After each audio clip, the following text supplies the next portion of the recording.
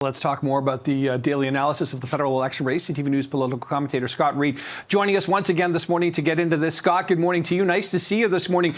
24 hours ago, Mark Carney was defending his candidate Paul Chiang in sort of North Toronto. Now he's out. He steps aside, but it looks like he used a whole lot of political capital here, and he's going to get a lot of questions on it today. Scott, what's your assessment of this one? Mm-hmm. Yeah, it's a bit of a head shaker, to be honest. Clearly, the campaign had spent Sunday, not just yesterday, but Sunday, deciding what it would do and what it would say yesterday. And they decided they were going to stick with the candidate, notwithstanding his comments. And so Mr. Carney, sort of drew a line in the sand yesterday, took a lot of heat for that decision. And then with word that the RCMP have launched an investigation, they obviously moved rapidly overnight. So you're right. I don't know if it's a lot of political capital that was expended, but it was a puzzling move. Why you wouldn't move more quickly? Why you wouldn't say, let's just cut our losses? Sometimes leaders like to say to themselves, you know what, the strong thing to do is to take the heat. And by God, I'm not going to be pushed around by the media and others and told what to do. I'm standing by this candidate. But it didn't make any sense, particularly since the deadline for candidates has not yet passed, meaning that you can actually swap in a new candidate. Mm-hmm. So he's going to get asked about this. It's going to step on his day. Mm-hmm, for sure. And yet a plus for his day, I guess, the timing of this is that the federal consumer carbon tax has been scrapped, and a lot of drivers waking up with a bit of relief at the pumps this morning. They can save quite a few bucks each week if you're filling up 2 or 3 times.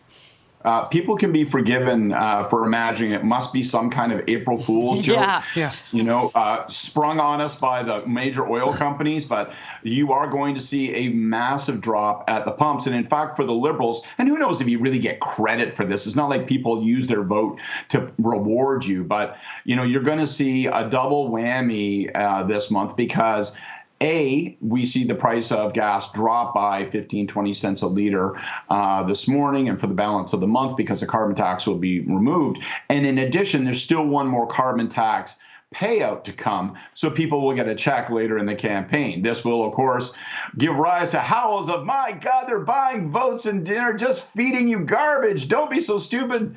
But it'll probably be beneficial.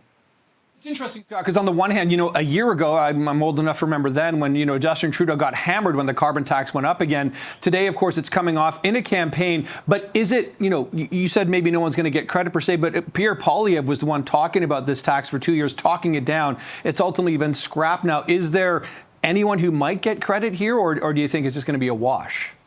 It's about removing an obstacle, not necessarily giving you a bounce. So, Pierre Poilievre, frankly, became a victim of his own success. He had so brutally battered the carbon tax. He had so successfully dismantled the political case for it. It had become such an anchor, so unpopular all across the country that it was a certainty that as the Liberals replaced Justin Trudeau, every candidate would pledge to kill it. And so it was Mark Carney's literally his first act as prime minister to reduce that consumer carbon tax to 0 and to get it off the backs of people, which is why today you will not see it at the pump. So it isn't so much like in a perfect world, the Conservatives might say, well, listen, give us credit for having done such a good job of depopularizing this idea. But that ain't the way politics work. Now it just means that's not a conflict. So there we have it. Okay. Yeah, definitely took away a major talking point for the Conservatives.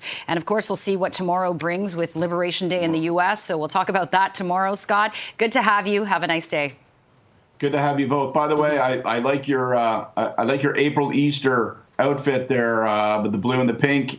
Looking good, Scott, buddy. Yeah, I tried. All you need is a little basket and a ribbon, and you would be full on bunny territory. Okay, Scott, you've got to do radio. Get out of here. Okay, Scott Reid, everybody. Thank you, Scott.